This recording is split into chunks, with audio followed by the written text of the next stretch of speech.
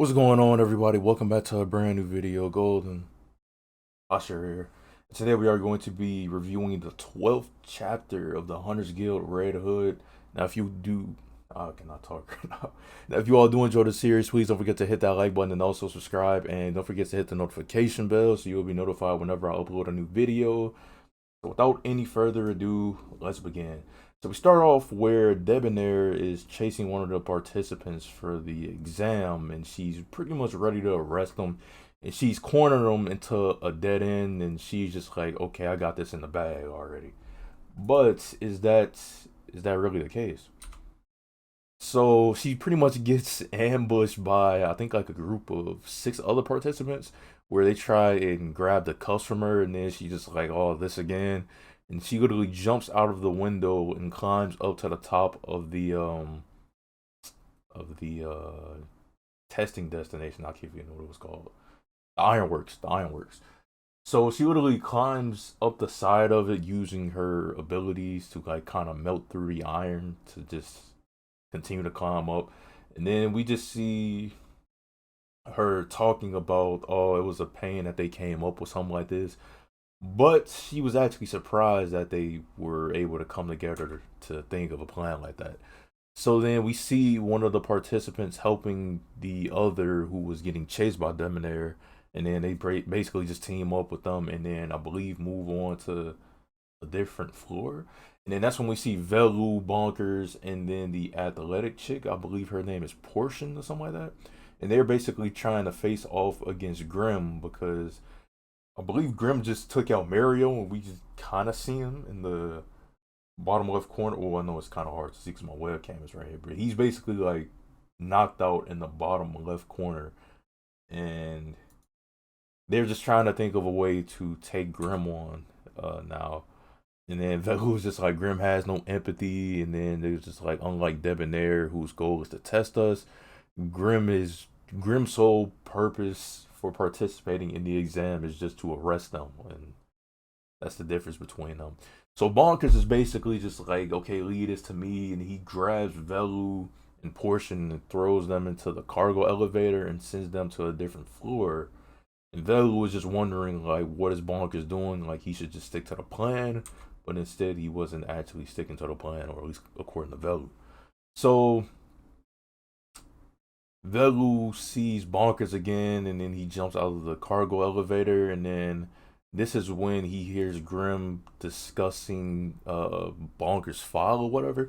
So his real name, his birth name or whatever, is actually Kellenkin Bonkers, and he was born into a well-known wealthy family called the Jinmotes family, and he's 23 years old, and everybody around him was pretty much surprised that he was actually 23 because he looks much older than 23, and some, I guess they actually thought he was like at least 30 or whatever, which would make sense, but he wasn't. So Grim announces that she looked through the background check that the guild did on him, and then she knows that something suspicious was going on because the guild knew that something suspicious was going on with him as well, because he took the exam 5 times and he made it to the final round of the exam, or the final exam, on 4 of those. But each time he would fail at the last minute, and then she makes the statement that he's actually failing on purpose. And then Monk is just like, okay, you figured it out. Hurry up and arrest me. And he's basically just like, guys like me don't deserve to be haunters. So we get the backstory of Bonkers when he was 13 years old, and back when he lived at his family's estate because they were rich. And the town that they lived in, I'm pretty sure they probably lived on like the outskirts of the town because their mansion wasn't affected by it. But there was a giant who literally like trampled half of the town. Half of the town was in the giant's path. So obviously those who were affected and trapped in their houses or whatever, they managed to escape and then take refuge inside of Bonkers' estate. So we see two suspicious looking fellows who claim to be, I guess, victims of the giant. but in actuality, something just seemed suspicious about him, which we'll get into in a second. So Bonkers is asking his master if they can come in, and then his master is basically just like, that won't be possible because we already filled up every room in the house, so we really can't even take anybody else. And Bonkers is just like, well, if we turn them down, then we'll seem like the villain. So he was like, they can use my room, whatever. So like sometime later, Bonkers awakes because of his father's snoring was so loud. So he wonders why the lights in his room are on, and he basically peeks through the door, and he sees the two suspicious victims plotting to basically rob them and then just run away or whatever. And I guess they were actually going to like uh probably throw a lantern down or whatever to like burn the estate down. And that's when Bonkers hears, and he's just like, no, I'm not gonna let this happen. So he rushes in and he attempts to basically defend himself because one of the victims tries to attack him with a knife, and he smacks him with a actually, no, matter of fact, Bonkers actually got smacked by the I believe Bonkers got smacked by the lantern, or let me see. No, no, I'll take that back. Bonkers actually smacked one of the victims with the lantern, as you can see right here. And then he's on fire, and the fire was actually spreading, and he was just like, I can't breathe, and stuff like that. And the guy literally just jumped out of the window because it was raining outside, and I guess that was like the nearest source of water for him. So, like, since the fire actually was spreading, I guess Bonkers got affected or whatever, and then it like spread to his throat. And he couldn't actually talk or anything, and he was just like, I don't even really know what to do right now. So I guess the other victim that was with the other he basically tried to spin the story around, basically saying that, yeah, we did steal or whatever, but it was because we were poor or whatever and stuff like that, because we lost I cannot talk. We lost our homes, so okay, like, yeah, we stole a watch, but it was really extreme for Bonkers to throw him out the window like that, like he just committed murder.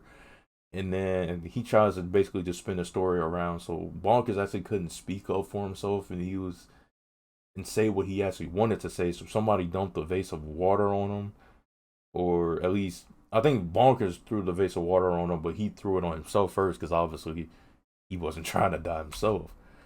So I guess the story got out, and he wasn't able to give his side of the story. So the Bonkers family was labeled as a house of murderers, and Bonkers just ran away from it all. And that was back when he was 13 years old. So he's 23 now, so that's literally 10 years later. And then he's just like, yeah, y'all pretty know it's the same old story of what happens next or whatever. So he was like, yeah, eventually I found myself on the ironworks. Um, so the reason why I basically kept failing the exam over and over is because that's a year of free room and board, and he was actually right. So he didn't have to worry about, excuse me, he didn't have to worry about spending any money or anything, and then the debt collectors that was after him wouldn't chase him that far as well.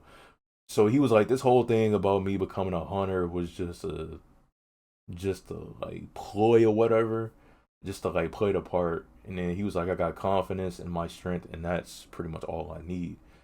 So he's basically like, well, with all the training that I've endured and whatever, I could take up a job as a merc or something.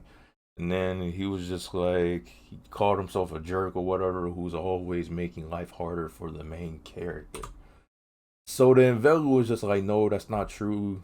You aren't a jerk, but actually you can be a jerk at sometimes. And then just like, I'm not gonna let you like always doubt yourself and self pity, wallow in self pity. I don't know why I cannot talk right now.